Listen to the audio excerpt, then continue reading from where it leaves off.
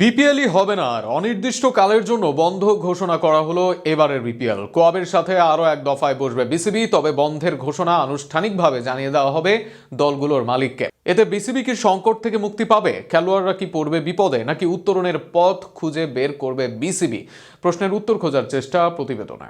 আপাতত মাঠে গড়াচ্ছে না বিপিএল। আজকের 2 ম্যাচের পাশাপাশি অনির্দিষ্টকালের জন্য ঘোষণা করা হলো বিপিএল স্থগিতে। তবে এতে লাভ কি আর ক্ষতি কি?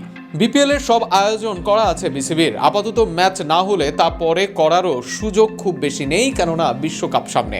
তাই যদি এখন থেকে খেলা বন্ধ হয়ে যায়, বিসিবির ক্ষতির অঙ্ক বেশ বড়ই হবে।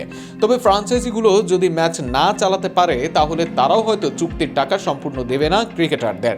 এতে করে ক্ষতির মুখে পড়বে ক্রিকেটাররা। মূলত দেশের ক্রিকেট আঙ্গনে বিরাজ করছে বৈরী পরিবেশ। বিসিবির ফাইন্যান্স কমিটির চেয়ারম্যান পদ থেকে পরিচালক এম নাজমুল ইসলামকে সরিয়ে দেওয়ার দাবিতে ক্রিকেটাররা বিক্ষোভ করছেন। এ অবস্থায় ক্রিকেটাররা মাঠে না যাওয়ায় বাতিল হয়েছে ঢাকা পর্বের 2 ম্যাচই। 15 জানুয়ারি মিরপুর শেরে বাংলা জাতীয় ক্রিকেট স্টেডিয়ামে চট্টগ্রাম রয়্যালস ও নোয়াখালী এক্সপ্রেসের ম্যাচ শুরু না হওয়ার পর দ্বিতীয় ম্যাচও হয়নি। তবে বেশ কিছু সূত্র থেকে জানা যায়, ফ্রাঞ্চাইজির মালিকদেরকে অফিসিয়াল মিটিংয়ের পর জানিয়ে দেওয়া হবে সিদ্ধান্ত, যেখানে অনির্দিষ্টকালের জন্য বিপিএল বন্ধের ঘোষণা দিতে যাচ্ছে বাংলাদেশ ক্রিকেট বোর্ড।